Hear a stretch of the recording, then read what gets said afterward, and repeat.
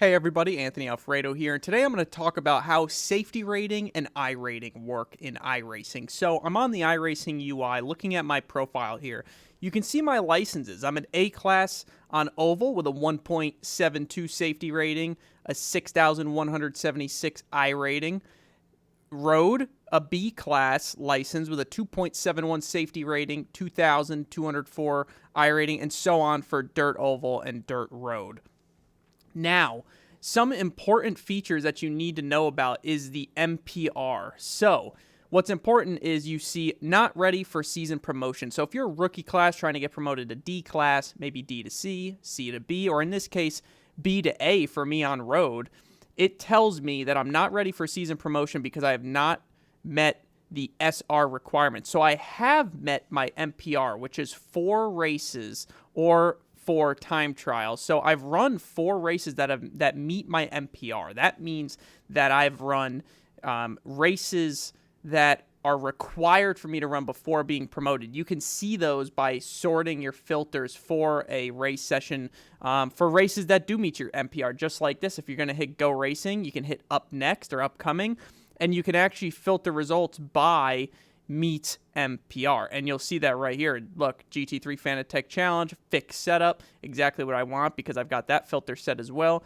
I can update the content and go race that, and it'll meet my MPR. I don't need to do that because I've already run those 4 races, but I'm not eligible for promotion because I have not hit 3.0 safety rating. So when you hit that or above that, you will be promoted to A class. So meet your MPR, meet the minimum safety rating, and you will be promoted. You can do that all the way to A class, which means that your license class doesn't necessarily or at all determine your skill level on iRacing. So don't be fooled or confused at other users when you first joining the iRacing community, because members may often be A class, but they have very low iRatings. And iRating is more your skill level or performance based score on iRacing. That's kind of your rank, so to speak.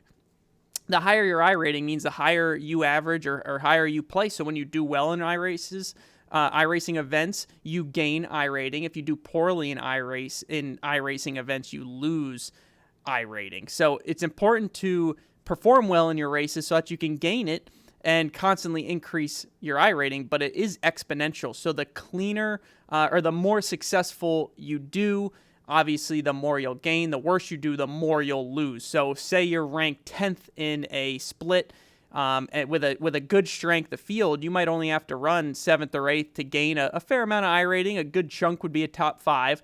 But if you finish worse than maybe 12th or 13th, you might begin to lose iRating. And if you finish all the way back and say 20th, you might lose a lot, especially if you wreck or have an incident.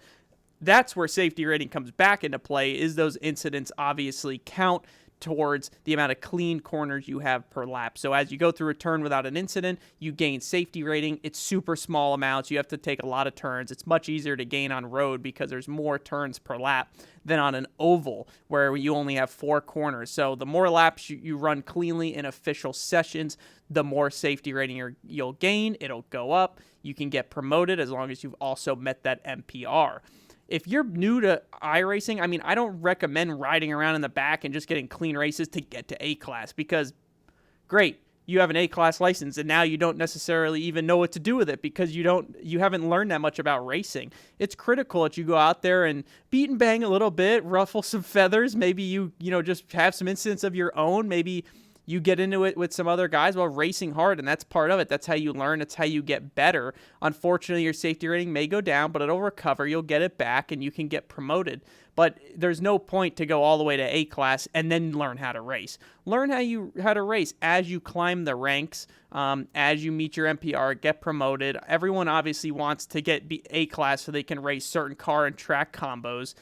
You can test and practice any of those, but you can't race them without being that specific license class. So I highly suggest that you focus on becoming a better driver by not only running clean races so you can get promoted and rank up your license class, but perform well, learn how to race so you can develop racecraft and battle with people for good finishes so that you can ultimately increase your iRating, which is your more important rank on iRacing. So hopefully that helps. That's just kind of a general description of safety rating and iRating, how they work together, and how you can approach them both on your iRacing journey so that you can get to the license class you want.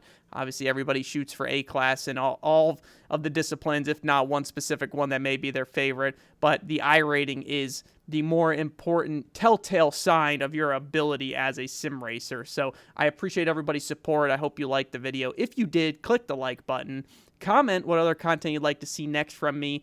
I've enjoyed pumping out some more content, especially around sim racing, just because it's such a passion of mine, and it's done so much for me in my career as a real-life race car driver. If that's all I've got for today, then I guess I'll end the video. I appreciate everybody's support as always, and I will see you all in the next one.